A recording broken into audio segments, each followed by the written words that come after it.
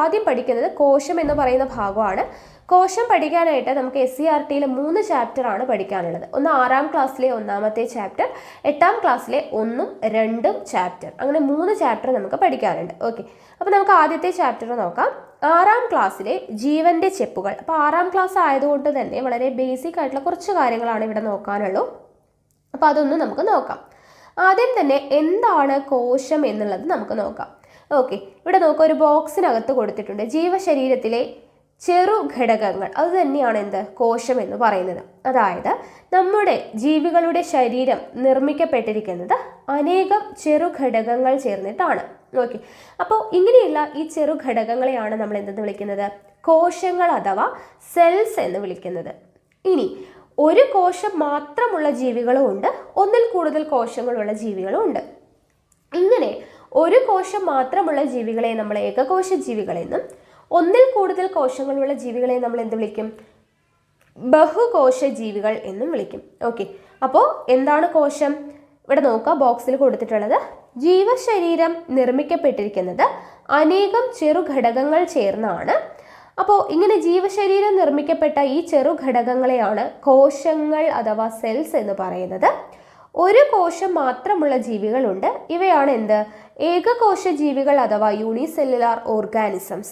അതിന് എക്സാമ്പിൾ ആണ്, അതായത് ഏകകോശ ജീവികൾക്ക് എക്സാമ്പിൾ ആണ് അമീബ, പാരമീസിയം, യുഗ്ലീന, ബാക്ടീരിയ. അപ്പോൾ അമീബ, പാരമീസിയം, യുഗ്ലീന, ബാക്ടീരിയ ഇതെല്ലാം എന്താണ്? ഏകകോശ ജീവികളാണ്. ഒരു കോശം മാത്രമേ അവയ്ക്കുള്ളൂ. ഓക്കെ, ഇനി ബഹുകോശ ജീവികൾ എന്ന് പറഞ്ഞാൽ എന്തായിരുന്നു? ഒന്നിലധികം കോശങ്ങളുള്ള ജീവികളാണ് ബഹുകോശ ജീവികൾ. അതിന് എക്സാമ്പിൾ ആരാണ്? നമ്മൾ മനുഷ്യരും ജന്തുക്കളും സസ്യങ്ങളും എല്ലാം തന്നെ എന്താണ്? ബഹുകോശ ജീവികളാണ്. ഓക്കെ, അപ്പോൾ കോശം എന്ന് പറഞ്ഞാൽ ഇത്രയേ ഉള്ളൂ. നമ്മുടെ ജീവശരീരം നിർമ്മിക്കപ്പെട്ടിരിക്കുന്ന അനേകം ചെറു ഘടകങ്ങളുണ്ട്, അവയാണ് കോശങ്ങൾ അഥവാ സെൽസ് എന്ന് പറയുന്നത്. ഒരു കോശമുള്ള ജീവിയാണ് ഏകകോശ ജീവി. ദെൻ ഒന്നിൽ കൂടുതൽ കോശമുള്ളത് ബഹുകോശ ജീവി. ഏകകോശ ജീവികൾക്ക് ഉദാഹരണമാണ് അമീബ, പാരമീസിയം, യുഗ്ലീന, ബാക്ടീരിയ. ബഹുകോശ ജീവികൾക്ക് എക്സാമ്പിൾ ആണ് സസ്യങ്ങളും ജന്തുക്കളും മനുഷ്യരും എല്ലാം. ഓക്കെ, അത്രയും കിട്ടിയല്ലോ. ഇനി നമുക്ക് കോശങ്ങളുടെ പ്രധാനപ്പെട്ട ഭാഗങ്ങളാണ് പഠിക്കാനുള്ളത്. ഇത് 6ാം ക്ലാസ് ആയതുകൊണ്ട് തന്നെ നമുക്ക് വളരെ ബേസിക് ആയിട്ടുള്ള, അതായത് പ്രധാനപ്പെട്ട 3 ഭാഗങ്ങളാണ് ഇവിടെ പഠിക്കാനായിട്ട് തന്നിട്ടുള്ളത്. ഒന്ന് കോശസ്തരം. ഇവിടെ പിക്ചർ നോക്കി നോക്കുക. കോശസ്തരം, കോശദ്രവ്യം, മർമ്മം. എന്താണ് കോശസ്തരം? നമുക്ക് പിക്ചർ കാണുമ്പോൾ തന്നെ അറിയാം, ഏറ്റവും പുറമേ ഉള്ള ആവരണമാണ് അല്ലേ. അപ്പോൾ അത്രയേ ഉള്ളൂ പഠിക്കാൻ. കോശത്തിൻ്റെ ആവരണമാണ് എന്തെന്ന് പറയുന്നത്? കോശസ്തരം എന്ന് പറയുന്നത്. കോശത്തിൻ്റെ ആവരണമാണ് എന്ത്? കോശസ്തരം ഇവിടെ കൊടുത്തിട്ടുണ്ട്. ഇനി മർമ്മം എന്ന് പറയുന്നത് എന്താണ്? കോശത്തിൻ്റെ കേന്ദ്രമാണ് എന്ത്? മർമ്മം. ഓക്കെ, കോശത്തിൻ്റെ കേന്ദ്രമാണ് എന്ത്? മർമ്മം. കോശത്തിൻ്റെ ആവരണമാണ് കോശസ്തരം. ഈ കോശസ്തരത്തിനകത്ത് നിറഞ്ഞിരിക്കുന്ന ദ്രവപദാർത്ഥമാണ് എന്ത്? കോശദ്രവ്യം എന്ന് പറയുന്നത്. ഓക്കെ, കോശസ്തരം എന്ന് പറഞ്ഞാൽ കോശത്തിൻ്റെ ആവരണം, മർമ്മം എന്ന് പറയുന്നത് കോശത്തിൻ്റെ കേന്ദ്രം, കോശദ്രവ്യം എന്താണ്?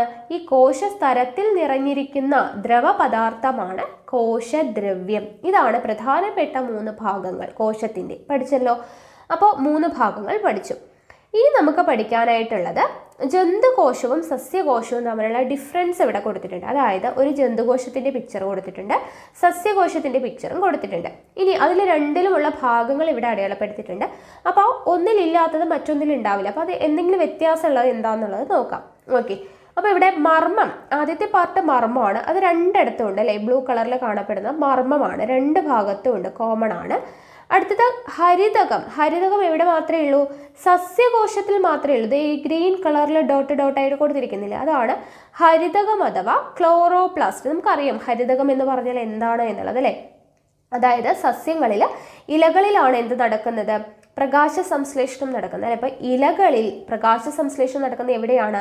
ഈ ക്ലോറോപ്ലാസ്റ്റിൽ വെച്ചിട്ടാണ്. സസ്യങ്ങളുടെ അടുക്കള എന്നറിയപ്പെടുന്ന എന്താണ്? ഹരിതകം അഥവാ ക്ലോറോപ്ലാസ്റ്റ് ആണ്. അപ്പോൾ ഇലകളിലെ ക്ലോറോപ്ലാസ്റ്റ് അല്ലെങ്കിൽ ഹരിതകത്തിൽ വെച്ചിട്ടാണ് പ്രകാശ സംശ്ലേഷണം നടക്കുന്നത്. ഇതൊക്കെ നമ്മൾ ചെറിയ ക്ലാസ്സിൽ പഠിച്ചിട്ടുണ്ട് അല്ലേ. അപ്പോൾ ഹരിതകം അല്ലെങ്കിൽ ക്ലോറോപ്ലാസ്റ്റ് ഉള്ളത് എവിടെയാണ്? സസ്യകോശത്തിലാണ്. പച്ച കളറിൽ കാണുന്നില്ലേ, അതാണ് ഹരിതകം. അടുത്തത് കോശദ്രവ്യമാണ്. കോശദ്രവ്യം എന്ന് പറയുന്നത് രണ്ടിടത്തും ഉണ്ട് അല്ലേ. കോശസ്തരത്തിനകത്ത് നിറഞ്ഞിരിക്കുന്ന എന്താണ്, ദ്രവ്യമാണ് അല്ലേ, ദ്രവപദാർത്ഥമാണ് കോശദ്രവ്യം. അത് രണ്ടിടത്തുണ്ട്. അടുത്ത കോശഭിത്തി. കോശഭിത്തി എന്ന് പറയുന്നത് എവിടെ മാത്രമേ ഉള്ളൂ, സസ്യകോശത്തിൽ മാത്രമാണ് നമുക്ക് സെൽ വോൾ കാണാനായിട്ട് പറ്റുന്നത്. ഓക്കെ, സെൽ വോൾ കാണുന്നത് എവിടെയാണ്, സസ്യകോശത്തിൽ മാത്രമാണ്. അടുത്തത് ഫേനം. ഫേനം രണ്ടിടത്തുണ്ട്. ജന്തുകോശത്തിൽ ചെറിയ സർക്കുലർ ഷേപ്പിൽ കാണുന്നു. ദെൻ എന്താണ്, സസ്യകോശത്തിൽ കുറച്ച് വലിപ്പത്തിൽ ഇങ്ങനെ വൈറ്റ് കളറിൽ കാണപ്പെടുന്നില്ലേ, ഇതാണ് എന്താ, ഫേനം എന്ന് പറയുന്നത്. ഓക്കെ, അപ്പോൾ ഫേനം എന്ന് പറയുന്നത് രണ്ടിടത്തും ഉള്ളതാണ്. ഇനി കോശസ്ഥലം. കോശസ്ഥലവും എന്താണ്, രണ്ടിടത്തും ഉള്ളതാണ്. ഓക്കെ, അപ്പോൾ ഇവിടെ ജന്തുകോശത്തിലും സസ്യകോശത്തിലും കോമൺ ആയിട്ട് കാണപ്പെടുന്ന കാര്യങ്ങൾ എന്തൊക്കെയാണ്, കോശസ്ഥലം, ഫേനം, കോശദ്രവ്യം, മർമ്മം എന്നിവയാണ് കോമൺ ആയിട്ട് കാണപ്പെടുന്നത്. ഓക്കെ, ഇനി സസ്യകോശത്തിൽ മാത്രമുള്ളത് എന്താണ്, ഈ ചിത്രം കൊടുത്തിരിക്കുന്നതിൽ ഹരിതകം അതുപോലെ തന്നെ കോശഭിത്തി എന്നിവ എവിടെ മാത്രമേ ഉള്ളൂ, സസ്യകോശത്തിൽ മാത്രമേ നമുക്ക് കാണാനായിട്ട് പറ്റുന്നുള്ളൂ. ഓക്കെ, അപ്പോൾ ഇത്രയാണ് നമുക്ക് ഈ 6ാം ക്ലാസ്സിലെ ഈ ഒരു ചാപ്റ്ററിൽ ബേസിക് ആയിട്ട് പഠിക്കാനുള്ളത്. ഇനി നമുക്ക് 8ാം ക്ലാസ്സിലെ ചാപ്റ്റർ, അതായത് കോശത്തെക്കുറിച്ച് ഡീറ്റെയിൽഡ് ആയിട്ടുള്ള കാര്യങ്ങൾ എന്തൊക്കെയാണെന്നുള്ളത് നോക്കാം. ആദ്യം തന്നെ നമുക്ക് ഇത് 8ാം ക്ലാസ്സിലെ 1ാമത്തെ ചാപ്റ്റർ ആണ് കേട്ടോ, കുഞ്ഞറയ്ക്കുള്ളിലെ ജീവരഹസ്യങ്ങൾ എന്ന് പറഞ്ഞിട്ട്. അപ്പോൾ കോശത്തെക്കുറിച്ച് നമ്മൾ ഡീറ്റെയിൽഡ് ആയിട്ട് ഇവിടെയാണ് പഠിക്കുന്നത്. ഇവിടെ മൈക്രോസ്കോപ്പിനെ കുറിച്ച് കുറച്ച് കാര്യങ്ങളൊക്കെ പറഞ്ഞിട്ടുണ്ട്. അത് നിങ്ങളിന്ന് ജസ്റ്റ് വായിച്ചു നോക്കാം കേട്ടോ. എല്ലാ ജീവികളുടെയും ശരീരഭാഗങ്ങൾ നിർമ്മിച്ചിരിക്കുന്നത് കോശങ്ങൾ കൊണ്ടാണ്. കോശങ്ങളെ നിരീക്ഷിക്കാനായിട്ട് നമ്മൾ എന്തുപയോഗിക്കുന്നു, മൈക്രോസ്കോപ്പ് ഉപയോഗിക്കുന്നു. മൈക്രോസ്കോപ്പിന്റെ പാർട്സ് ഒക്കെ കൊടുത്തിട്ടുണ്ട്. ഐ പീസ്, സ്റ്റേജും ക്ലിപ്പും, നോബുകൾ, കണ്ടൻസർ, ഒബ്ജക്റ്റീവ് ലെൻസ്, മിറർ, ഇതെല്ലാം എന്താണ്, മൈക്രോസ്കോപ്പിന്റെ പാർട്സ് ആണ്. ഇനി മൈക്രോസ്കോപ്പിൽ എന്താണ്, നമുക്ക് വസ്തുക്കളെ വലുതായിട്ട് കാണാനായിട്ട് നമ്മളെ സഹായിക്കുന്നു. അതിൽ ലെൻസുകൾ ഘടിപ്പിച്ചിട്ടുണ്ട്. ഒന്നിൽ കൂടുതൽ ലെൻസുകൾ ഉപയോഗിക്കുന്ന മൈക്രോസ്കോപ്പുകളെയാണ് കോമ്പൗണ്ട് മൈക്രോസ്കോപ്പുകൾ എന്ന് പറയുന്നത്. അങ്ങനെ കുറച്ച് കാര്യങ്ങൾ മൈക്രോസ്കോപ്പിനെ കുറിച്ച് കൊടുത്തിട്ടുണ്ട്. ഓക്കെ, അപ്പോൾ അത് നിങ്ങൾ ജസ്റ്റ് ഒന്ന് വായിച്ചു നോക്കുക. നമുക്ക് കോശത്തെക്കുറിച്ചാണ് ഇവിടെ പഠിക്കാനുള്ളത്. അപ്പോൾ അതൊന്ന് നിങ്ങൾ ജസ്റ്റ് ഒന്ന് വായിക്കട്ടെ, നമ്മൾ PDF ഇട്ട് തരുന്ന സമയത്ത്. ഇനി നമുക്ക് കോശത്തെക്കുറിച്ച് നോക്കാം. അപ്പോൾ കോശം എന്താണ് എന്നുള്ള കാര്യങ്ങളൊക്കെ ബേസിക് ആയിട്ടുള്ള ഏകകോശ ജീവികൾ, ബഹുകോശ ജീവികളൊക്കെ നമ്മളിപ്പോൾ 6ാം ക്ലാസ്സിലെ ചാപ്റ്ററിൽ നിന്നും പഠിച്ചു കഴിഞ്ഞു. ഇനി കോശത്തിൻ്റെ കണ്ടെത്തലിനെ കുറിച്ചൊക്കെയാണ് പറയുന്നത്. അപ്പോൾ നോക്കുക, കോശത്തെ കണ്ടെത്തുന്നു. ലളിതമായ ഒരു മൈക്രോസ്കോപ്പിന്റെ സഹായത്താൽ ആദ്യമായി കോശങ്ങളെ നിരീക്ഷിച്ചത് ആരാണ്, റോബർട്ട് ഹുക്കാണ്. റോബർട്ട് ഹുക്ക് ഇവിടെ കൊടുത്തിരിക്കുന്നുണ്ടോ, ഞാൻ മാർക്ക് ചെയ്ത് വെച്ചിട്ടുണ്ട്. കോശത്തെ കണ്ടെത്തുന്നത് ആരാണ്, ലളിതമായ ഒരു മൈക്രോസ്കോപ്പിന്റെ സഹായത്താൽ ആദ്യമായി കോശങ്ങളെ നിരീക്ഷിച്ചത് ആരാണ്, റോബർട്ട് ഹുക്കാണ്. ഓക്കെ, ഇനി കോർക്കിന്റെ ഛേദം മൈക്രോസ്കോപ്പിലൂടെ നിരീക്ഷിച്ചപ്പോൾ കണ്ട ചെറിയ അറകളെ അദ്ദേഹം സെൽ എന്നാണ് വിശേഷിപ്പിച്ചത്. അപ്പോൾ സെൽ എന്ന് പറയുന്ന വാക്കിന് അർത്ഥം എന്താണ്, ചെറിയ അറകൾ അല്ലെങ്കിൽ ചെറിയ മുറി എന്നുള്ളതാണ് സെൽ എന്ന് പറഞ്ഞാൽ അർത്ഥം വരുന്നത്. അപ്പോൾ അദ്ദേഹം മൈക്രോസ്കോപ്പിലൂടെ നിരീക്ഷിച്ച് കണ്ട ചെറിയ അറകളെ എന്ത് വിശേഷിപ്പിച്ചു, സെൽ എന്ന് വിശേഷിപ്പിച്ചു. അപ്പോൾ സെൽ എന്നുള്ളത് കണ്ടുപിടിച്ചതും റോബർട്ട് ഹുക്കാണ് അല്ലെ, സെല്ല് അതായത് കോശം. അപ്പോൾ സെൽ എന്ന് പറയുന്നത് എന്താണ്, സെല്ലിൻ്റെ മീനിങ് ആണ് ചെറിയ മുറി എന്ന് പറയുന്നത്. സെൽ അല്ലെങ്കിൽ കോശം കണ്ടെത്തിയത് ആരാണ്, റോബർട്ട് ഹുക്കാണ്. എന്തിൻ്റെ സഹായത്തോടു കൂടിയിട്ടാണ്, മൈക്രോസ്കോപ്പിൻ്റെ സഹായത്തോടു കൂടിയിട്ട് റോബർട്ട് ഹുക്കാണ് കോശങ്ങളെ കണ്ടെത്തുന്നത്. ഓക്കെ, അപ്പോൾ അത്രയാണ് അവിടെ കൊടുത്തിട്ടുള്ളത്. ഇനി ഇവിടെ നോക്കുക, ഇന്ന് സത്വരം വികസിച്ചുകൊണ്ടിരിക്കുന്ന ബൃഹത്തായ ശാസ്ത്ര ശാഖയാണ് കോശ പഠനം. ഇത് കോശവിജ്ഞാനീയം എന്ന് അറിയപ്പെടുന്നു. ഓക്കെ, അപ്പോൾ കോശ പഠനം അറിയപ്പെടുന്നത് എന്താണ്, കോശവിജ്ഞാനീയം അല്ലെങ്കിൽ സെൽ ബയോളജി എന്നാണ് അറിയപ്പെടുന്നത് എന്നുള്ളത് ഓർത്തിരിക്കുക. ഇനി നമുക്ക് ഇമ്പോർട്ടൻ്റ് ആയിട്ട് പഠിക്കേണ്ട കുറച്ച് കാര്യങ്ങളാണ് ഇവിടെ കൊടുത്തിട്ടുള്ളത്. ഇവിടെ നിങ്ങൾക്ക് വായിക്കാൻ കിട്ടുമോ എന്നുള്ളത് അറിയില്ല. ഇവിടെ ബ്ലാക്ക് കളറിൽ അതിന് അകത്ത് എഴുതിയിട്ടുണ്ട് കേട്ടോ. അത് നിങ്ങൾക്ക് കാണാൻ പറ്റുന്നുണ്ടോ എന്നുള്ളത് അറിയില്ല, ഞാൻ വായിച്ച് തരാം. അല്ലെങ്കിൽ നമ്മൾ ക്ലാസ് റൂം സെക്ഷനിൽ കറക്റ്റായിട്ട് നോട്ട്സ് നിങ്ങൾക്ക് തന്നിട്ടുണ്ട്. ഓക്കെ, അപ്പോൾ അത് വെച്ച് നിങ്ങൾക്ക് പഠിക്കാം. ആ വീഡിയോയും കൂടെ കാണാം കേട്ടോ. ഇവിടെ കോശവിജ്ഞാനീയ ചരിത്രത്തിലെ നാഴികക്കല്ലുകൾ എന്ന് പറഞ്ഞ് കൊടുത്തിട്ടുണ്ട്. 4 ശാസ്ത്രജ്ഞന്മാരും അവരുടെ വർഷങ്ങളും അവിടെ കുറച്ച് കാര്യങ്ങളും കൂടെ എഴുതിയിട്ടുണ്ട്. നിങ്ങൾക്ക് വായിക്കാൻ കിട്ടുന്നുണ്ടോ എന്നുള്ളത് അറിയില്ല, നോക്കുക കേട്ടോ. അപ്പോൾ ആദ്യം തന്നിരിക്കുന്നത് റോബർട്ട് ബ്രൗൺ ആണ്. റോബർട്ട് ബ്രൗൺ 1831 എന്താണ് കണ്ടുപിടിച്ചത്, അതായത് കോശ കേന്ദ്രം കണ്ടെത്തി. ഓക്കെ, റോബർട്ട് ബ്രൗൺ കണ്ടെത്തിയത് എന്താണ്, കോശകേന്ദ്രം. കോശകേന്ദ്രം എന്ന് പറഞ്ഞാൽ എന്താണ്, മർമ്മമാണ് അല്ലേ. കോശത്തിന്റെ കേന്ദ്രം എന്ന് പറയുന്നത് മർമ്മമാണ് എന്ന് നമ്മൾ പഠിച്ചു അല്ലേ. അപ്പോൾ കോശകേന്ദ്രം കണ്ടെത്തിയത് ആരാണ്? റോബർട്ട് ബ്രൗൺ ആണ്. കാണുന്നില്ലെങ്കിൽ നോട്ട് ചെയ്ത് വെക്കുക കേട്ടോ. കോശകേന്ദ്രം കണ്ടെത്തിയത് റോബർട്ട് ബ്രൗൺ ആണ്. അതിനെ ന്യൂക്ലിയസ് എന്ന് വിളിച്ചു. അദ്ദേഹം അതിനെ, കോശത്തിന്റെ കേന്ദ്രം കണ്ടെത്തി അതിനെ ന്യൂക്ലിയസ് എന്ന് വിളിച്ചു. ആരാണ്?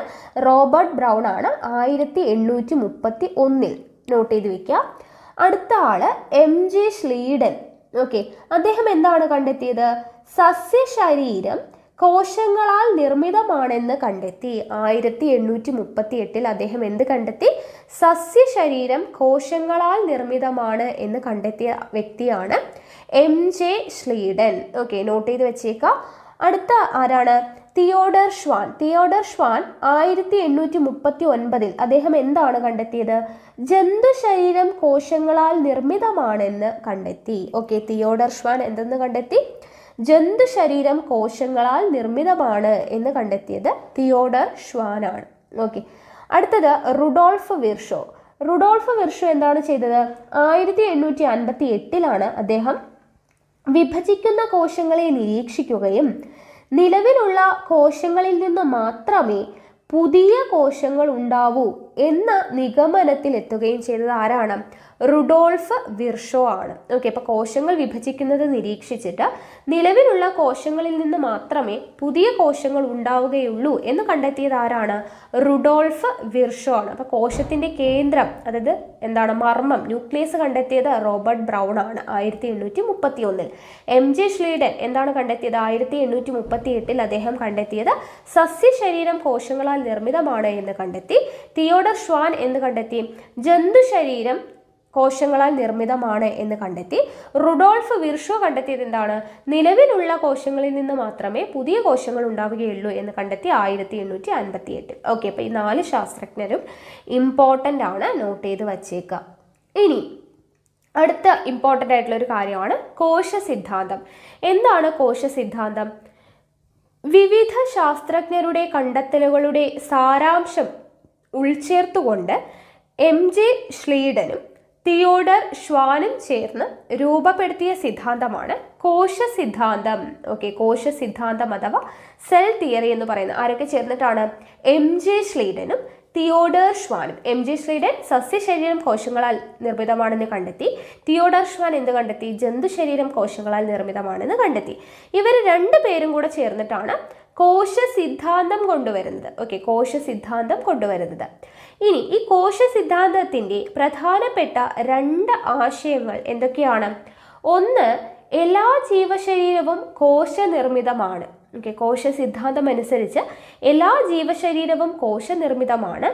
ജീവികളുടെ ഘടനാപരവും ജീവധർമ്മപരവുമായിട്ടുള്ള അടിസ്ഥാന കണങ്ങളാണ് കോശങ്ങൾ. ഓക്കെ, കോശ സിദ്ധാന്തം അനുസരിച്ച് പ്രധാനപ്പെട്ട 2 ആശയങ്ങളാണ് കോശ സിദ്ധാന്തം മുന്നോട്ട് വച്ചത്. എന്തൊക്കെയാണ്? എല്ലാ ജീവശരീരവും കോശനിർമ്മിതമാണ്. ജീവികളുടെ ഘടനാപരവും ജീവധർമ്മപരവുമായിട്ടുള്ള അടിസ്ഥാന കണങ്ങളാണ് അല്ലെങ്കിൽ ഘടകങ്ങളാണ് എന്തെന്ന് പറയുന്നത്? കോശങ്ങൾ എന്ന് പറയുന്നത്. അപ്പോൾ കോശ സിദ്ധാന്തം എന്താണെന്ന് മനസ്സിലായല്ലോ. ആരാണത് കൊണ്ടുവന്നത്? MJ ശ്ലീഡനും തിയോഡർ ഷ്വാനും ചേർന്നിട്ടാണ്.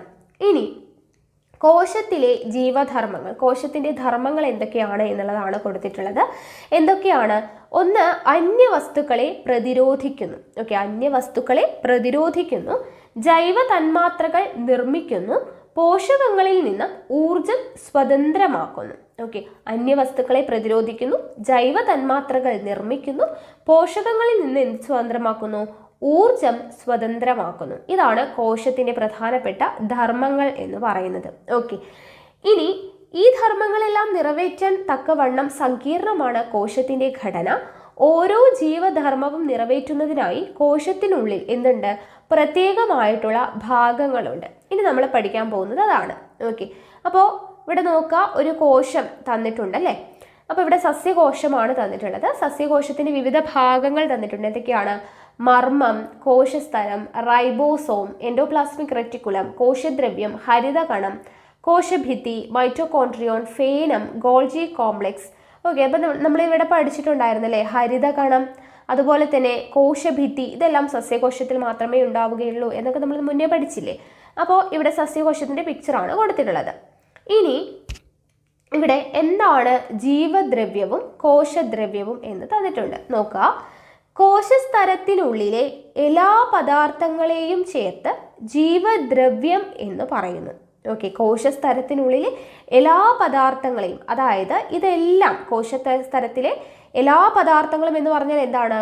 എല്ലാം വരെ, അതായത് കോശസ്തരത്തിൽ റൈബോസോം ഉണ്ട്, എൻഡോപ്ലാസ്മിക് റെറ്റിക്കുലം ഉണ്ട്, കോശദ്രവ്യമുണ്ട്, ഹരിതകണമുണ്ട്, മൈറ്റോകോൺട്രിയ ഉണ്ട്, കോശഭിത്തിയുണ്ട്, ഫേനമുണ്ട്, ഗോൾജി കോംപ്ലക്സ്, അങ്ങനെ എല്ലാ സാധനങ്ങളും കൂടെ ചേർത്തിട്ട് മൊത്തത്തിൽ നമ്മൾ ഇതിനെ എന്ത് പറയും? ജീവദ്രവ്യം എന്ന് പറയും. കോശസ്തരത്തിനുള്ളിലുള്ള എല്ലാം ചേർത്ത്, മർമ്മവും എല്ലാം ചേർത്ത്, എല്ലാത്തും കൂടെ ചേർത്തുള്ളതാണ് ജീവദ്രവ്യം. ഇനി ഇതിലെ മർമ്മം ഒഴിച്ചു നിർത്തിയാൽ, ഈ മർമ്മം ബ്ലൂ കളറിൽ ഇവിടെ കാണുന്നില്ലേ, ഈ മർമ്മം ഒഴിച്ചു നിർത്തി ബാക്കി ഭാഗങ്ങളെല്ലാം കൂടെ ചേർത്ത് പറയുന്നതാണ് കോശദ്രവ്യം എന്ന് പറയുന്നത്. ഓക്കെ, അപ്പൊ കോശസ്തരത്തിനുള്ളിലെ എല്ലാ പദാർത്ഥങ്ങളെയും ചേർത്ത് നമ്മൾ എന്തെന്ന് പറയും? ജീവദ്രവ്യം അല്ലെങ്കിൽ പ്രോട്ടോപ്ലാസം എന്ന് പറയും. ഈ ജീവദ്രവ്യത്തിൽ മർമ്മം മാറ്റി നിർത്തി കഴിഞ്ഞാൽ ബാക്കിയുള്ള ഭാഗത്തെ എന്ത് വിളിക്കും? കോശദ്രവ്യം അഥവാ സൈറ്റോപ്ലാസം എന്നാണ് നമ്മൾ വിളിക്കുന്നത്. ഓക്കെ, അപ്പൊ ജീവദ്രവ്യം എന്താണ്, കോശദ്രവ്യം എന്താണ് എന്നുള്ളത് പഠിച്ചു വെക്കുക കേട്ടോ. കോശസ്തരത്തിനുള്ളിലെ എല്ലാ പദാർത്ഥങ്ങളും, മർമ്മം, റൈബോസോം, മൈറ്റോകോൺട്രിയ, ഗോൾജി കോംപ്ലക്സ്, അങ്ങനെയുള്ള എല്ലാ പദാർത്ഥങ്ങളെയും കൂടെ ചേർത്ത് ജീവദ്രവ്യം എന്ന് പറയും. അതിൽ മർമ്മം മാറ്റി നിർത്തി ബാക്കിയുള്ളതിനെ കൂടെ ചേർത്ത് എന്ത് പറയും? സൈറ്റോപ്ലാസം അഥവാ കോശദ്രവ്യം എന്ന് പറയും. കിട്ടിയല്ലോ. ഇനി ജീവൽ പ്രവർത്തനങ്ങൾക്ക് ആവശ്യമായ എല്ലാ ഘടകങ്ങളും കോശദ്രവ്യത്തിൽ അടങ്ങിയിട്ടുണ്ട്. ജീവധർമ്മങ്ങളുടെ നിർവഹണത്തിനായി കോശദ്രവ്യത്തിൽ കാണപ്പെടുന്ന സവിശേഷ ഘടകങ്ങളാണ് കോശാംഗങ്ങൾ. ഓക്കെ, എന്താണ്? അതായത് കോശദ്രവ്യത്തിനകത്ത് നമ്മൾ പറഞ്ഞു എല്ലാ ജീവൽ പ്രവർത്തനങ്ങൾക്ക് ആവശ്യമായിട്ടുള്ള ഘടകങ്ങളും ഉണ്ട്. നമ്മൾ പറഞ്ഞ മൈറ്റോകോൺട്രിയ, ഗോൾജി കോംപ്ലക്സ്, റൈബോസോം, ഇതെല്ലാം എന്താണ്? കോശദ്രവ്യത്തിലുള്ള ഘടകങ്ങളാണ്. അപ്പോൾ ഇവയാണ് നമ്മൾ എന്തെന്ന് വിളിക്കുന്നത്? സെൽ ഓർഗനൽസ് അല്ലെങ്കിൽ കോശാംഗങ്ങൾ എന്ന് വിളിക്കുന്നത്. ഓക്കെ, കോശദ്രവ്യത്തിൽ കാണപ്പെടുന്ന ഈ എല്ലാ ഘടകങ്ങളെയും നമ്മൾ എന്തെന്ന് വിളിക്കുന്നു? കോശാംഗങ്ങൾ എന്ന് വിളിക്കുന്നു. അപ്പോൾ ഓരോ കോശാംഗം എടുത്തു കഴിഞ്ഞാലും അതിനൊരു പ്രത്യേക ഫംഗ്ഷൻ ഉണ്ട്. അപ്പോൾ അതെന്താണ് എന്നുള്ളതാണ് അടുത്തത് പറയുന്നത്. ആദ്യം തന്നെ മൈറ്റോകോൺട്രിയോൺ കൊടുത്തിട്ടുണ്ട് അല്ലേ? മൈറ്റോകോൺട്രിയോണിന്റെ ഫംഗ്ഷൻ എന്താണ് നോക്കുക. കോശത്തിലെ ഊർജ നിലയം ഊർജ നിർമ്മാണത്തിനും സംഭരണത്തിനും സഹായിക്കുന്നു. കോശത്തിലെ ഊർജ നിലയമാണ് എന്ത്? മൈറ്റോകോൺട്രിയോൺ. ഓക്കെ, മൈറ്റോകോൺട്രിയോൺ ആണ് കോശത്തിലെ ഊർജ നിലയം എന്നറിയപ്പെടുന്നത്. ഊർജ നിർമ്മാണത്തിനും സംഭരണത്തിനും സഹായിക്കുന്നത് ആരാണ്? മൈറ്റോകോൺട്രിയോൺ ആണ്. ഇനി ഊർജ ആവശ്യം കൂടുതലുള്ള കരൾ, തലച്ചോറ്, പേശികൾ എന്നിവയിലെ കോശങ്ങളിൽ കൂടുതലായിട്ട് കാണപ്പെടുന്നു. അപ്പോൾ എവിടെയാണ് മൈറ്റോകോൺട്രിയോൺ കാണപ്പെടുന്നത്? ഊർജത്തിന്റെ ആവശ്യം ഏറ്റവും കൂടുതലുള്ള കരൾ, തലച്ചോറ്, പേശികൾ എന്നിവിടങ്ങളിലാണ് ഏറ്റവും കൂടുതൽ എന്ത് കാണപ്പെടുന്നത്? മൈറ്റോകോൺട്രിയോൺ കാണപ്പെടുന്നത്. അപ്പോൾ ഊർജവുമായി ബന്ധപ്പെട്ട ആളാണ് മൈറ്റോകോൺട്രിയോൺ എന്നുള്ളത് ഓർത്തിരിക്കുക.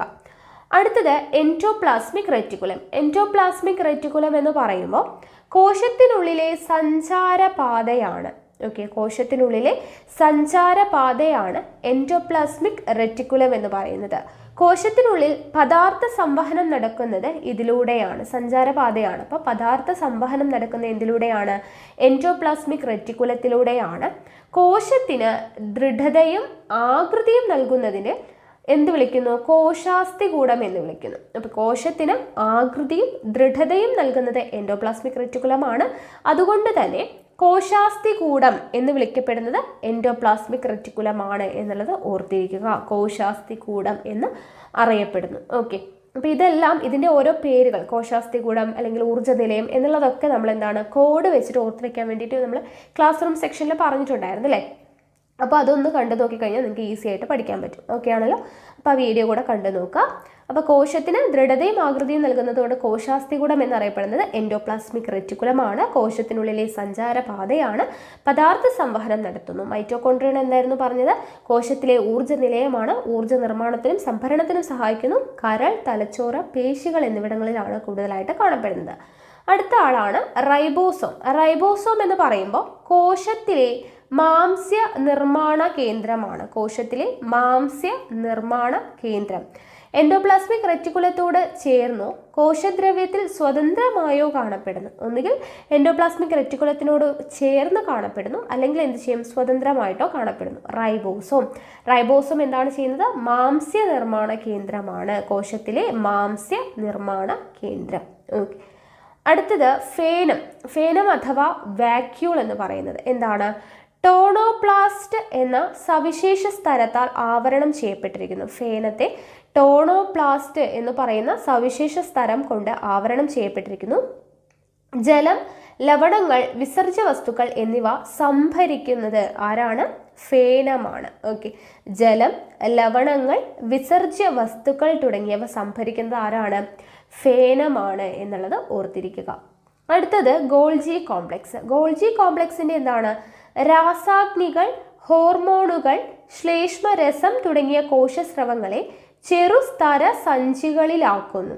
രാസാഗ്നികൾ, ഹോർമോണുകൾ, ശ്ലേഷ്മരസം തുടങ്ങിയ കോശസ്രവങ്ങളെ എന്ത് ചെയ്യുന്നു? ചെറുസ്തര സഞ്ചികളിലാക്കുന്നു. ഓക്കെ, ഗ്രന്ഥി കോശങ്ങളിലാണ് കൂടുതലായിട്ട് എന്ത് കാണപ്പെടുന്നത്? ഗോൾജി കോംപ്ലക്സ് കാണപ്പെടുന്നത്. ഓക്കെ, ഗ്രന്ഥി കോശങ്ങളിൽ കാണപ്പെടുന്നു. അപ്പോൾ ഇവിടെ ഓരോ പാർട്സ് കൊടുത്തിട്ടുണ്ട്, അതിൻ്റെ ഫംഗ്ഷൻ കൊടുത്തിട്ടുണ്ട്. നമ്മളിപ്പോൾ പഠിച്ചതല്ലേ ഉള്ളൂ. അപ്പോൾ അതവിടെ ഒന്ന് എഴുതി ചേർക്കാനായിട്ട് നോക്കുക. ഇനി അടുത്തത് നോക്കുക. കോശവിജ്ഞാനീയത്തിൻ്റെ വളർച്ചയുടെ പടവുകൾ എന്ന് പറഞ്ഞു കൊടുത്തിട്ടുണ്ട്. കോശവിജ്ഞാനീയത്തിൻ്റെ വളർച്ച മൈക്രോസ്കോപ്പുകളുടെ ഗവേഷണ രംഗത്തുണ്ടായ വളർച്ചയുടെ ഫലമാണ് എന്ന് പറയാം. സാധാരണ മൈക്രോസ്കോപ്പുകൾക്ക് വസ്തുക്കളെ പരമാവധി 2000 മടങ്ങ് മാത്രമേ വലുതായി കാണാൻ കഴിയൂ. പ്രകാശ സ്രോതസ്സിന് പകരം ഇലക്ട്രോണുകളെ ഉപയോഗപ്പെടുത്തുന്നവയാണ് ഇലക്ട്രോൺ മൈക്രോസ്കോപ്പുകൾ. വസ്തുക്കളെ വ്യക്തതയോടെ അനേക ലക്ഷം മടങ്ങ് വലുപ്പത്തിൽ കാണിക്കാൻ കഴിയുന്ന ഇലക്ട്രോൺ മൈക്രോസ്കോപ്പുകളുടെ ആവിർഭാവത്തോടുകൂടിയാണ് കോശത്തിനുള്ളിലെ സൂക്ഷ്മ ഘടകങ്ങളായ കോശാംഗങ്ങളെ കുറിച്ച് നമുക്ക് വ്യക്തമായ ധാരണ ലഭിച്ചത്. അപ്പോൾ ഇവിടെ മൈക്രോസ്കോപ്പിനെ കുറിച്ചാണ് പറയുന്നത്. നിങ്ങൾ ജസ്റ്റ് ഒന്ന് വായിച്ചു നോക്കുക കേട്ടോ. ഇനി നമുക്ക് പഠിക്കാനുള്ള പ്രധാനപ്പെട്ടത്, നമ്മൾ സെൽ ഓർഗനൽസ് ഒക്കെ പഠിച്ചു അല്ലേ, അതായത് സെല്ലിൽ കാണപ്പെടുന്ന എല്ലാ കോശാംഗങ്ങളെ കുറിച്ചും പഠിച്ചു. ഇനി മർമ്മം അല്ലെ, മർമ്മം ന്യൂക്ലിയസിനെ കുറിച്ച് നമ്മൾ പഠിക്കണം. അപ്പോൾ എന്താണ് മർമ്മം അല്ലെങ്കിൽ ന്യൂക്ലിയസ് എന്ന് പറയുന്നത്? കോശത്തിൻ്റെ നിയന്ത്രണ കേന്ദ്രമാണ് മർമ്മം. ഓക്കെ, കോശത്തിൻ്റെ നിയന്ത്രണ കേന്ദ്രമാണ് മർമ്മം.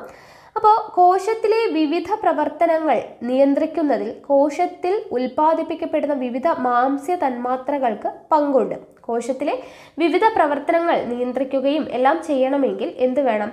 ഈ മാംസ്യ തന്മാത്രകൾ വേണം അല്ലെ, പ്രോട്ടീൻ വേണം. അപ്പോൾ ഇവയുടെ നിർമ്മാണം നടത്തുന്നത് മർമ്മത്തിലെ ക്രൊമാറ്റിൻ ജാലികയിലെ ജീനുകളുടെ നിയന്ത്രണത്തിലാണ്. ഓക്കെ, അപ്പോൾ മാംസ്യ നിർമ്മാണം നടക്കുന്നത് ഹെൽപ്പ് ചെയ്യുന്നത് ആരാണ്? മർമ്മത്തിൽ കാണപ്പെടുന്ന ക്രൊമാറ്റിൻ ജാലികയിലുള്ള ജീനുകളുടെ നിയന്ത്രണത്തോടു കൂടിയിട്ടാണ് മാംസ്യ നിർമ്മാണം നടത്തുന്നത്. എന്തിനാണ് ഈ മാംസ്യ നിർമ്മാണം? കോശത്തിലെ വിവിധ പ്രവർത്തനങ്ങൾ നിയന്ത്രിക്കുന്നതും എന്താണ്? കോശത്തിൽ ഉൽപ്പാദിപ്പിക്കപ്പെടുന്ന വിവിധ മാംസ്യ തന്മാത്രകൾക്കാണ് പങ്കുള്ളത്. ഓക്കെ, കോശത്തിലെ വിവിധ പ്രവർത്തനങ്ങൾ നിയന്ത്രിക്കുന്നതിൽ പങ്കുവഹിക്കുന്നത് ആരാണ്? മാംസ്യ തന്മാത്രകളാണ്. ഈ മാംസ്യ തന്മാത്രകൾ നിർമ്മിക്കുന്നത് ആരാണ്?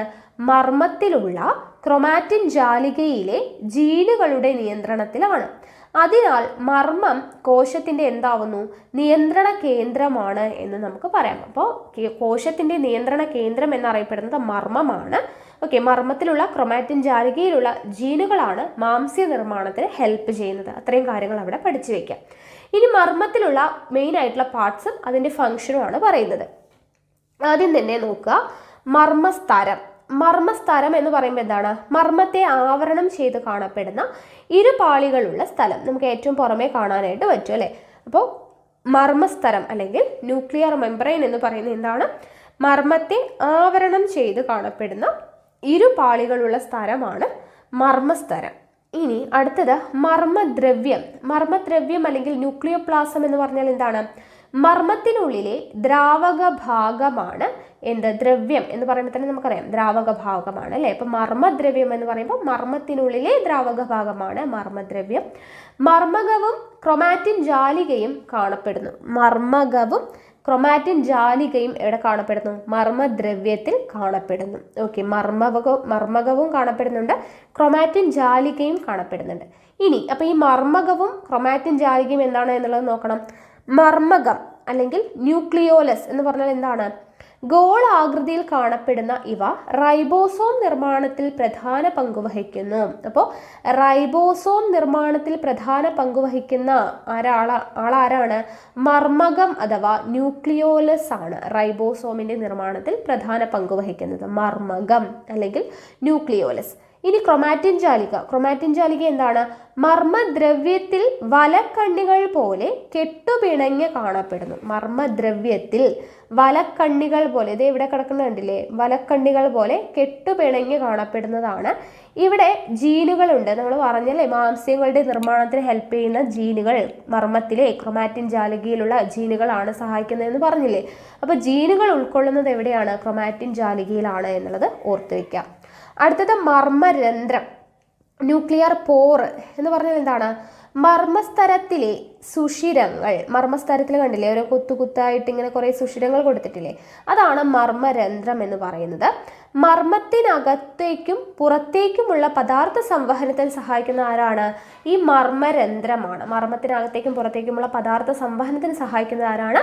മർമ്മരന്ധ്രമാണ്. അപ്പം മർമ്മത്തിന്റെ പ്രധാനപ്പെട്ട പാർട്സ്, അതിൻ്റെ ഫങ്ഷനും എന്താണ് എന്നുള്ള കാര്യം മനസ്സിലായി. ഓക്കെ, അടുത്തത് പ്രോകാരിയോട്ടുകളും യൂകാരിയോട്ടുകളും എന്താണ് എന്നുള്ളതാണ്. അപ്പോൾ എന്താണ് പ്രോകാരിയോട്ടുകൾ? ബാക്ടീരിയ, സയനോബാക്ടീരിയ, മൈക്കോപ്ലാസ്മ തുടങ്ങിയവയുടെ കോശങ്ങളിൽ മർമ്മം കാണപ്പെടുന്നില്ല. ഇത്തരം ജീവികളെയാണ് പ്രൊക്കാരിയോട്ടുകൾ എന്ന് പറയുന്നത്. അപ്പോൾ കോശം എങ്ങനെയാണ് എന്നുള്ളതിനനുസരിച്ച് ഏകകോശ ജീവികളും ബഹുകോശ ജീവികളും പഠിച്ചു. അതുപോലെ കോശത്തിൽ മർമ്മമുണ്ടോ മർമ്മമില്ലയോ എന്നുള്ളതിനനുസരിച്ചിട്ട് മർമ്മം ഇല്ലാത്ത ജീവികളെ നമ്മൾ പ്രോകാരിയോട്ടുകൾ എന്ന് പറയുന്നു. മർമ്മമുള്ള ജീവികളെ നമ്മൾ എന്തെന്ന് പറയുന്നു? യൂക്കാരിയോട്ടുകൾ എന്ന് പറയുന്നു. ഓക്കെ, അപ്പോൾ പ്രോകാരിയോട്ടുകൾക്ക് എക്സാമ്പിളാണ് ബാക്ടീരിയ, സയനോബാക്ടീരിയ, മൈക്കോപ്ലാസ്മ തുടങ്ങിയവയുടെ കോശങ്ങളിൽ എന്തില്ല? മർമ്മമില്ല. ഓക്കെ, അപ്പോൾ പ്രോകാരിയോട്ടുകൾക്ക് എക്സാമ്പിൾ ഏതൊക്കെയാണ്?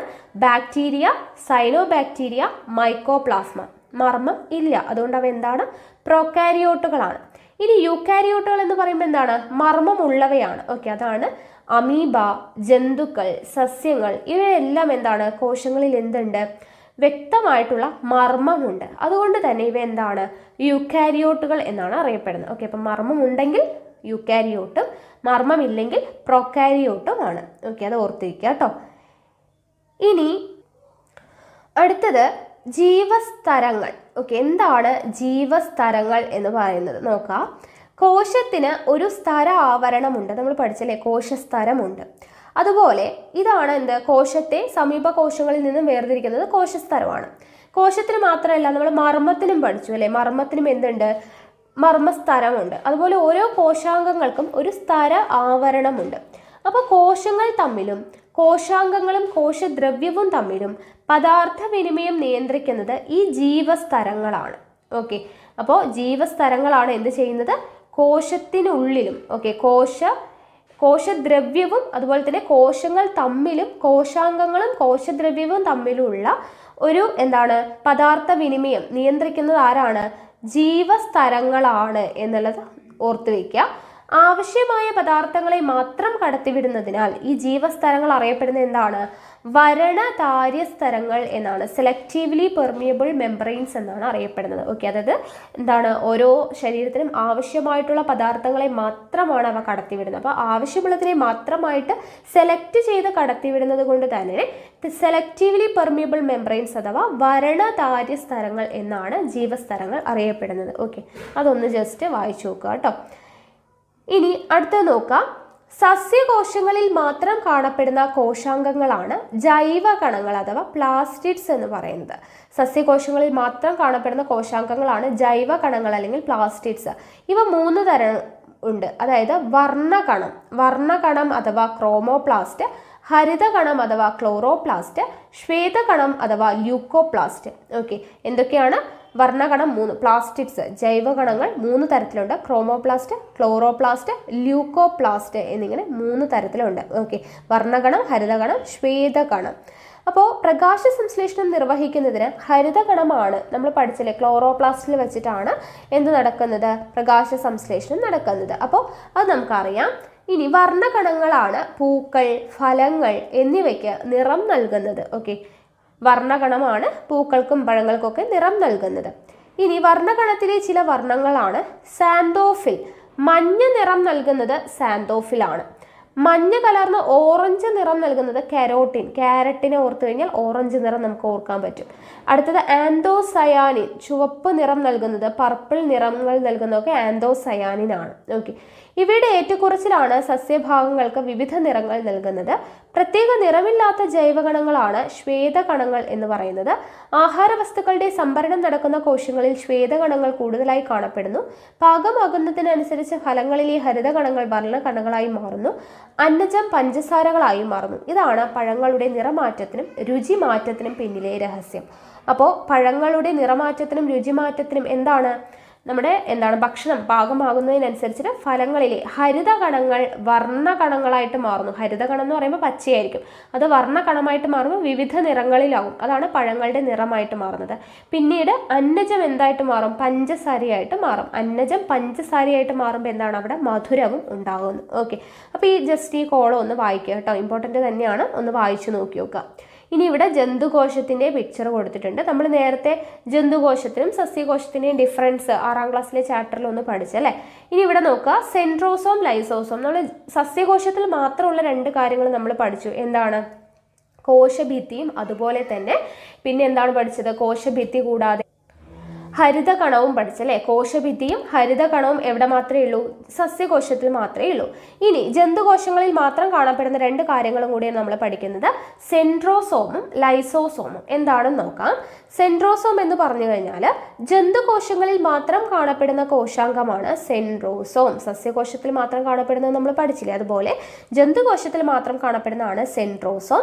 കോശവിഭജനത്തിൽ പ്രധാന പങ്ക് വഹിക്കുന്ന സെൻട്രിയോളുകൾ കാണപ്പെടുന്നത് സെൻട്രോസോമിലാണ്. അപ്പോൾ സെൻട്രോസോമിലുള്ള സെൻട്രിയോളുകളാണ് എന്തിനു സഹായിക്കുന്നത്? കോശവിഭജനത്തിന് സഹായിക്കുന്നത്. സെൻട്രോസോം ജന്തുകോശങ്ങളിൽ മാത്രം കാണപ്പെടുന്നു. സെൻട്രോസോമിലുള്ള സെൻട്രിയോളുകളാണ് കോശവിഭജനത്തിന് സഹായിക്കുന്നത്. അടുത്തത് ലൈസോസോമാണ്. ലൈസോസോം എന്ന് പറയുമ്പോൾ കോശത്തിനുള്ളിൽ പ്രവേശിക്കുന്ന അന്യവസ്തുക്കളെ നശിപ്പിക്കാൻ വേണ്ട ദഹനരസങ്ങൾ അടങ്ങിയിരിക്കുന്നു. ഓക്കെ, അപ്പം ജന്തുകോശങ്ങളിൽ മാത്രം കാണപ്പെടുന്നതാണ് ലൈസോസോം. ലൈസോസോം എന്താണ് ചെയ്യുന്നത്? കോശത്തിനുള്ളിൽ പ്രവേശിക്കുന്ന അന്യവസ്തുക്കളെ നശിപ്പിക്കാൻ വേണ്ട ദഹനരസങ്ങൾ, ഡൈജസ്റ്റീവ് എൻസൈംസ് പ്രൊഡ്യൂസ് ചെയ്യുന്നു. ഓക്കെ, അന്യവസ്തുക്കൾ ശരീരത്തിൽ പ്രവേശിക്കുമ്പോൾ അത് നശിപ്പിക്കാൻ വേണ്ടിയിട്ടുള്ള ദഹനരസങ്ങൾ അല്ലെങ്കിൽ ഡൈജസ്റ്റീവ് എൻസൈംസ് പ്രൊഡ്യൂസ് ചെയ്യുന്നത് ആരാണ്? ലൈസോസോമാണ്. അപ്പം ജന്തുകോശത്തിൽ മാത്രം കാണപ്പെടുന്നതാണ് സെൻട്രോസോം, ലൈസോസോം. സസ്യകോശത്തിൽ മാത്രം കാണപ്പെടുന്നതാണ് കോശഭിത്തി അതുപോലെ തന്നെ ഹരിതകണം എന്ന് പറയുന്നത്. ഓക്കെ, അപ്പോൾ ഇത്രയുമാണ് നമ്മുടെ ഈ ഒരു ചാപ്റ്ററിൽ പഠിക്കാനുള്ളത്, 8ാം ക്ലാസ്സിലെ 1ാമത്തെ ചാപ്റ്റർ. അപ്പോൾ കോശം എന്താണ് എന്നുള്ള കാര്യം നമ്മൾ ഡീറ്റെയിൽഡ് ആയിട്ട് പഠിച്ചു. ഇനി പഠിക്കാനുള്ളത് കലകളെക്കുറിച്ചാണ്. അപ്പോൾ കലകളെക്കുറിച്ച് നമ്മൾ പഠിക്കുന്നത് 8ാം ക്ലാസ്സിലെ 2ാമത്തെ ചാപ്റ്ററിലൂടെയാണ്. കോശജാലങ്ങൾ എന്നാണ് ചാപ്റ്ററിൻ്റെ പേര്. ഓക്കെ, അപ്പോൾ നമുക്കിവിടെ നോക്കാം. ശരീരത്തിൻ്റെ എല്ലാ ഭാഗത്തും ഒരേ ഇനം കോശങ്ങളാണോ കാണപ്പെടുന്നത്? നമ്മൾ കഴിഞ്ഞ ക്ലാസ്സിൽ പഠിച്ചു അല്ലേ. കോശങ്ങൾ എന്ന് പറയുന്നത് പലതരത്തിലുള്ള കോശങ്ങളുണ്ട്. ഇവിടെ ഒരു പിക്ചർ കൊടുത്തിരിക്കുന്നത് നോക്കൂ. നാഡീകോശങ്ങൾ, രക്തകോശങ്ങൾ, അസ്ഥികോശങ്ങൾ, പേശീകോശങ്ങൾ. അപ്പോൾ കോശം എന്ന് പറയുന്നത് പലതരത്തിലുള്ള കോശങ്ങൾ നമ്മുടെ ശരീരത്തിൽ കാണപ്പെടുന്നുണ്ട് അല്ലേ. അപ്പോൾ കോശങ്ങളിലെ വൈവിധ്യം എന്ന് പറഞ്ഞൊരു ബോക്സ് കൊടുത്തിട്ടുണ്ട്. എന്താണ്? മനുഷ്യ ശരീരത്തിൻ്റെ ഓരോ ഭാഗവും വിവിധ തരത്തിൽപ്പെട്ട കോടിക്കണക്കിന് കോശങ്ങൾ കൊണ്ടാണ് നിർമ്മിച്ചിരിക്കുന്നത്. നാഡീകോശങ്ങൾ, പേശീകോശങ്ങൾ, രക്തകോശങ്ങൾ, അസ്ഥികോശങ്ങൾ എന്നിങ്ങനെ മനുഷ്യ ശരീരത്തിൽ 200ഓളം വ്യത്യസ്ത ഇനം കോശങ്ങളുണ്ട്. ഓക്കെ, നമ്മൾ പഠിച്ചതാണല്ലേ. പലതരത്തിലുള്ള കോശങ്ങളാണ് മനുഷ്യ ശരീരത്തിൽ കാണപ്പെടുന്നത്. നാഡീകോശം, പേശീകോശം, രക്തകോശം, അസ്ഥികോശം എന്നിങ്ങനെ 200ഓളം വ്യത്യസ്ത ഇനം കോശങ്ങൾ എവിടെയുണ്ട്? നമ്മുടെ മനുഷ്യരുടെ ശരീരത്തിൽ ഉണ്ട്. ഓക്കെ, ഇനി നോക്കാം. ഈ കോശങ്ങളുടെ ക്രമീകൃതവും നിയന്ത്രിതവുമായ പ്രവർത്തനമാണ് ശരീരത്തിൻ്റെ സുസ്ഥിതിക്കാധാരം അല്ലേ. നമ്മുടെ കോശങ്ങളുടെ കറക്റ്റായിട്ടുള്ള പ്രവർത്തനമാണ് നമ്മുടെ ശരീരത്തിൻ്റെ സുസ്ഥിതിക്കാധാരം. കോശങ്ങൾ ഒറ്റയ്ക്കൊറ്റയ്ക്ക് പ്രവർത്തിക്കാതെ സമാന കോശങ്ങളുടെ കൂട്ടായ്മകളായിട്ടാണ് പ്രവർത്തിക്കുന്നത്. ഇത്തരം കോശജാലങ്ങളെ കലകൾ എന്ന് വിളിക്കുന്നു. ഓക്കെ, ഓരോ കോശവും തന്നെ നിൽക്കാതെ ഓരോ കോശങ്ങളുടെ കൂട്ടമായിട്ടാണ് പ്രവർത്തിക്കുന്നത്. അപ്പം ഇങ്ങനെ കോശങ്ങളുടെ കൂട്ടത്തെയാണ് നമ്മൾ എന്തെന്ന് പറയുന്നത്? കലകൾ എന്ന് പറയുന്നത്. കലകൾ എന്ന് വെച്ചാൽ എന്താണ്? കോശങ്ങളുടെ ഒരു കൂട്ടമാണ്. ഓക്കെ, കിട്ടിയോ? കലകൾ എന്ന് പറയുന്നത് കോശം എന്താണെന്ന് നമ്മൾ പഠിച്ചു. കോശങ്ങളുടെ ഒരു കൂട്ടായ്മയാണ്. കൂട്ടത്തോടു കൂടിയിട്ടാണ് കോശങ്ങൾ പ്രവർത്തിക്കുന്നത്. ആ കൂട്ടത്തെയാണ് നമ്മൾ കലകൾ അല്ലെങ്കിൽ ടിഷ്യൂസ് എന്ന് പറയുന്നത്. ഓക്കെ, നോക്കുക. അപ്പം എന്താണ് കലകൾ? ഒരേ കോശത്തിൽ നിന്ന് രൂപപ്പെട്ടതും ഒരു പ്രത്യേക ധർമ്മം നിർവഹിക്കുന്നതുമായ സമാന കോശങ്ങളുടെ കൂട്ടമാണ് കലകൾ. എന്താണ് കലകൾ? ഒരേ കോശത്തിൽ നിന്നും രൂപപ്പെട്ടതും ഒരു പ്രത്യേക ധർമ്മം നിർവഹിക്കുന്നതുമായിട്ടുള്ള സമാന കോശങ്ങളുടെ കൂട്ടമാണ് എന്ത്? കലകൾ എന്ന് പറയുന്നത്. ബഹുകോശ ജീവികളായ ജന്തുക്കളിലും സസ്യങ്ങളിലും വിവിധ ഇനം കലകളുണ്ട്. വൈവിധ്യമാർന്ന ശാരീരിക ധർമ്മങ്ങൾ കാര്യക്ഷമമായി നിർവഹിക്കുന്നതിന് കലകളുടെ ഒന്നിച്ചുള്ള പ്രവർത്തനം സഹായിക്കുന്നു. അപ്പോൾ കലകൾ എന്ന് പറഞ്ഞാൽ ഇത്രയേ ഉള്ളൂ. ഒരേ കോശത്തിൽ നിന്ന് രൂപപ്പെട്ടതാണ്. അവയ്ക്ക് എന്താണ്? ഒരു പ്രത്യേക ധർമ്മം നിർവഹിക്കാനായിട്ട് ഉണ്ടാകും. അങ്ങനെയുള്ള സമാന കോശങ്ങളുടെ കൂട്ടത്തെയാണ് എന്തെന്ന് പറയുന്നത്? കലകൾ എന്ന് പറയുന്നത്. അപ്പോൾ അവരുടെ ധർമ്മം അനുസരിച്ച് വിവിധ തരത്തിലുള്ള കലകൾ നമുക്ക് പഠിക്കാനുണ്ട്. അപ്പോൾ അതിനിവിടെ നോക്കുക, കുറച്ച് കലകളുടെ ഒരു ടേബിൾ കൊടുത്തിട്ടുണ്ട്. ഇവിടെ നമുക്ക് വിത്തുകോശങ്ങൾ എന്നൊക്കെ പറഞ്ഞിട്ടുണ്ട്, അതൊന്നും നമുക്ക് ആവശ്യമില്ല. ഇവിടെ നോക്കുക, ജന്തുകലകൾ. അതായത് കലകൾ നമ്മൾ പറഞ്ഞില്ലേ, പല തരത്തിലുള്ള കലകളുണ്ട് ഫംഗ്ഷൻ അനുസരിച്ചിട്ട്. അപ്പോൾ ആദ്യത്തേത് ആവരണകല അഥവാ എപ്പിത്തീലിയൽ ടിഷ്യൂ എന്ന് പറയുന്നത് എന്താണ്? നമ്മുടെ ശരീരത്തെ പൊതിഞ്ഞു സൂക്ഷിക്കുന്ന കലകളാണ് ആവരണകല. ആവരണം എന്ന് പറയുമ്പോൾ തന്നെ എന്താണ്? പൊതിഞ്ഞു സൂക്ഷിക്കുക എന്നുള്ള ഒരു അർത്ഥമല്ലേ. അപ്പോൾ ആവരണകല എന്ന് പറയുന്നത് എന്താണ്? നമ്മുടെ ശരീരത്തെ പൊതിഞ്ഞു സൂക്ഷിക്കുന്നു. അന്നപഥത്തിന്റെ ഉൾഭിത്തിയെ ആവരണം ചെയ്യുന്നു. അന്നപഥത്തിന്റെ ഉൾഭിത്തിയെ ആവരണം ചെയ്യുന്നത് ആരാണ്? ആവരണകലയാണ്. സംരക്ഷണം, ആഗിരണം, സ്രവങ്ങളുടെ ഉൽപാദനം എന്നീ ധർമ്മങ്ങൾ നിർവഹിക്കുന്നു. അപ്പോൾ ആവരണകലയുടെ ഫങ്ഷൻസ് എന്തൊക്കെയാണ്? ശരീരത്തെ പൊതിഞ്ഞു സൂക്ഷിക്കുന്നു, അന്നപഥത്തിന്റെ ഉൾഭിത്തിയെ ആവരണം ചെയ്യുന്നു, സംരക്ഷണം, ആഗിരണം, സ്രവങ്ങളുടെ ഉൽപാദനം എന്നീ ധർമ്മങ്ങൾ നിർവഹിക്കുന്നു. ഇത്രയാണ് ആവരണകലയുടെ ഫങ്ഷൻസ് എന്ന് പറയുന്നത്. അടുത്തത് നാഡീകലയാണ്. നാഡീകല അഥവാ നെർവസ് ടിഷ്യൂ എന്ന് പറയുന്നതിൻ്റെ ഫങ്ഷൻ എന്താണ്? ശാരീരിക പ്രവർത്തനങ്ങൾ നിയന്ത്രിക്കുകയും ഏകോപിപ്പിക്കുകയും ചെയ്യുന്നത് ആരാണ്? നാഡീകലയാണ്. ഓക്കെ, ശാരീരിക പ്രവർത്തനങ്ങൾ നിയന്ത്രിക്കുകയും ഏകോപിപ്പിക്കുകയും ചെയ്യുന്നത് നാഡീകലയാണ്. ഇനി ശരീരത്തിനകത്തും പുറത്തും ഉണ്ടാകുന്ന മാറ്റങ്ങൾ തിരിച്ചറിഞ്ഞ് പ്രതികരിക്കാൻ സഹായിക്കുന്നു. നമ്മുടെ ശരീരത്തിനകത്തും പുറത്തും ഉണ്ടാകുന്ന മാറ്റങ്ങളൊക്കെ തിരിച്ചറിഞ്ഞിട്ട് അതിനനുസരിച്ച് പ്രതികരിക്കാൻ സഹായിക്കുന്നത് ആരാണ്? നാഡീകലയാണ്. ഓക്കെ, അപ്പോൾ നാഡീകലയുടെ ഫംഗ്ഷൻ എന്താണെന്ന് മനസ്സിലായി, ആവരണകല എന്താണെന്ന് മനസ്സിലായി. ഓക്കെ, ഫംഗ്ഷൻസ് ഇമ്പോർട്ടൻ്റ് ആണ്, പഠിക്കുക. അടുത്തത് പേശീകല അഥവാ മസ്കുലർ ടിഷ്യൂ. എന്താണ് പേശീകലയുടെ ഫംഗ്ഷൻ എന്ന് പറയുന്നത്? സങ്കോചിക്കാനും പൂർവസ്ഥിതി പ്രാപിക്കാനുമുള്ള കോശങ്ങൾ. ഓക്കെ, സങ്കോചിക്കാനും പൂർവസ്ഥിതി പ്രാപിക്കാനും കഴിവുള്ള കോശങ്ങൾ അടങ്ങിയിരിക്കുന്ന എവിടെയാണ്? പേശീകലയിലാണ്. ശരീരചലനം സാധ്യമാക്കുന്നു. നമ്മുടെ ശരീരം നമ്മുടെ ഇഷ്ടാനുസരണം നമുക്ക് ചലിപ്പിക്കാനൊക്കെ പറ്റുന്നുണ്ട് അല്ലേ. അപ്പോൾ ശരീരത്തിൻ്റെ ചലനം സാധ്യമാക്കുന്നത് പേശീകലയാണ്. സങ്കോചിക്കാനും പൂർവസ്ഥിതി പ്രാപിക്കാനും കഴിവുള്ള കോശങ്ങളാണ്. ശരീരചലനം സാധ്യമാക്കുന്നത് പേശീകലയാണ്. ഓക്കെ, അടുത്തത് യോജക കല അഥവാ കണക്റ്റീവ് ടിഷ്യൂ. അപ്പോൾ നമ്മളിപ്പോൾ എത്ര തരം കലകളാണ് പഠിച്ചത്? 4 തരം അല്ലേ. എന്തൊക്കെയാണ്? ആവരണകല, നാഡീകല, പേശീകല, സംയോജക കല അല്ലെങ്കിൽ യോജക കല, കണക്റ്റീവ് ടിഷ്യൂ. അപ്പോൾ യോജക കലയുടെ ഫംഗ്ഷൻ എന്തൊക്കെയാണെന്നുള്ളത് നോക്കാം. മറ്റു കലകളെ പരസ്പരം ബന്ധിപ്പിക്കുകയോ അവയ്ക്ക് താങ്ങായി പ്രവർത്തിക്കുകയോ ചെയ്യുന്നു. അസ്ഥി, തരുണാസ്ഥി, നാരുകല, രക്തം തുടങ്ങിയവ വിവിധ യോജക കലകളാണ്. നമ്മൾ ഓരോ വരി വായിക്കുമ്പോഴും അവിടെ നിന്നും ഉള്ള ചോദ്യങ്ങളും കൂടെ പ്രതീക്ഷിച്ചിട്ട് വേണം വായിക്കാനായിട്ട് കേട്ടോ. അപ്പോൾ ഇവിടെ നോക്കുക, മറ്റു കലകളെ പരസ്പരം ബന്ധിപ്പിക്കുകയോ അവയ്ക്ക് താങ്ങായി വർത്തിക്കുകയോ ചെയ്യുന്നത് ആരാണ്? യോജക കലയാണ്. അസ്ഥി, തരുണാസ്ഥി, നാരുകല, രക്തം തുടങ്ങിയവ ഏത് തരം കലകളാണ്? യോജക കലയാണ്. ഓക്കെ, ഇനി അസ്ഥിയും തരുണാസ്ഥിയും ശരീരത്തിന് താങ്ങും സംരക്ഷണവും ആകൃതിയും നൽകുന്നു. അപ്പോൾ അസ്ഥി, തരുണാസ്ഥി, അസ്ഥി, നാരുകല, രക്തം ഇതെല്ലാം യോജക കലയാണ്. അസ്ഥിയും തരുണാസ്ഥിയും ശരീരത്തിന് എന്താണ് ചെയ്യുന്നത്? താങ്ങും സംരക്ഷണവും ആകൃതിയും നൽകുന്നതാണ് അസ്ഥി അല്ലേ. നമ്മുടെ അസ്ഥികൾ കാരണമാണ് നമ്മുടെ ശരീരത്തിന് ഒരു പ്രത്യേക ആകൃതി കിട്ടുന്നത്. അപ്പം അസ്ഥിയും തരുണാസ്ഥിയും ശരീരത്തിന് താങ്ങും സംരക്ഷണവും ആകൃതിയും നൽകുന്നു.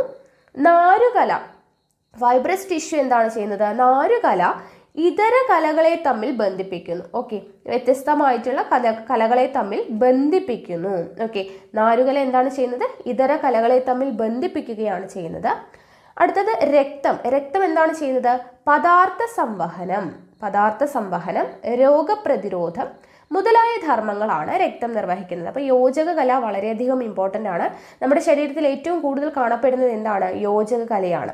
അപ്പോൾ യോജക കല എന്താണ്? മറ്റു കലകളെ പരസ്പരം ബന്ധിപ്പിക്കുകയോ അവയ്ക്ക് താങ്ങായി വർത്തിക്കുകയോ ചെയ്യുന്നതാണ് യോജക കല.